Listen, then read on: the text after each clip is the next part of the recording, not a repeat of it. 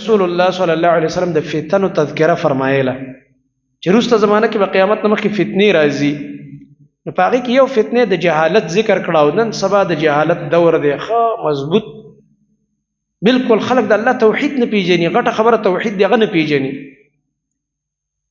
خلک شرک نه پیژني چې ټول نه غټه ګناه شرک دی، اکبر الکبائر، ځان ساتل ته فرض دي، چاته پته نه لګي شرک څه ته وایي، بلکې دې وخت خلک مشرکانو ته دعاګانې کوي، یو مشرک به مردار شي، دوه کافر به نښتي، الله دوه کافر ورواچي خپل منځ کې، یو کافر راولي دا بل کافر دا سر ولولي، موږ د یو کافر ته دعا کوو،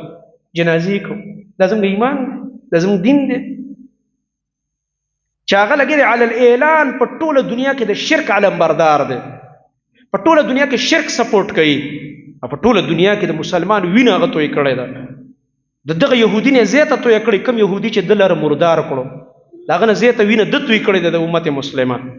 او ته دته دعا کوې، دا کومه عقیده ده یار؟ زه په دې خبره نه پوهېږم، یهودي باندې د الله غضب شوی او په مشرک هم د الله غضب شوی دی، دواړه یو شی دی، د امت دپاره دواړه یو شان ضرریان، دا نه چې دا یو پکې ښه دی او دا بل پکې بد دی، دا ښه به تا ته په کوم شي ښه دی؟ ټول نه غټ ضرر دی کې د شرک موجود دی، شرک نه غټه ګناه شته نه، نن موږ درس کې ویلې شرک هغه ګناه ده چې الله وایي د اسمانونه پرې وغورځوم،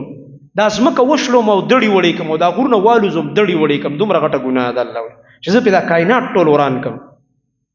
هغه شرک دی په یو انسان کې موجود دی، الله رب العالمین سره دی د الله نیکان بندگان شریکان کوي، هغې نه دي مددونه غواړي، هغې ته دې اوازونه کوي، او دا شرک دی په ټوله دنیا کې دی پروموټ کوي لګیا دی، دی پسې د شاته کلک ولاړي، او چې څوک سره دغه شرک نه مني هغه مسلمان وجل ځان له حلال ګڼي، او ته ته دعا کوي، دا ستا کم ایمان دی او دا ستا کم دین دی، الله قرآن کې فرمایي زه ظالم په ظالم ور اچوم، دا زما عذاب دی، وکذلک نولي بعض الظالمین علی بعض، الله وایي زه بعضې ظالم په بعضې ظالم وهمه، الله وایي زه پې وهم ظالم په ظالم، ته پې خفه یې، موږ وایو یا الله څوک چې د دین دشمن دی ته تباه و برباد کړي، څوک چې د امت دپاره ضروري دی ته تباه و برباد کړي، دا وجه دا ده. بیګم یو شیخ ما سره لګی یو عالم ډېر د افسوس خبره ده، مسلمانان توحید هم نه پیژني، دا هم نه پیژني چې د سړي عقیده څه ده،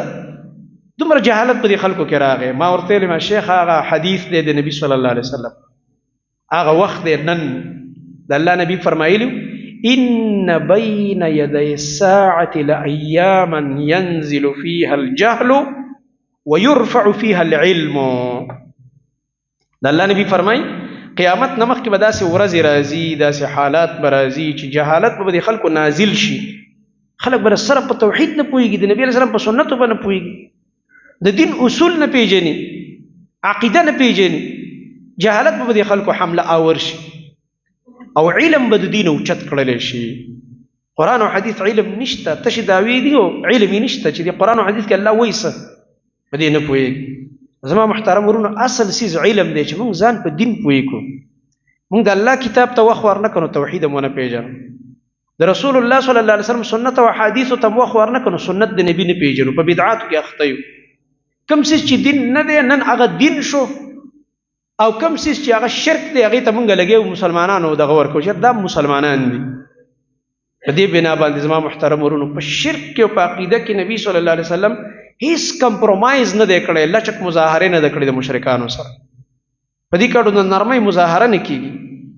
په دې بنا د الله رب العالمین کتاب ته وخت ورکوئ زما محترم ورونو، د رب العالمین په کتاب ځان پوهې کوئ، د قرآن د درسونو ته کښېنئ.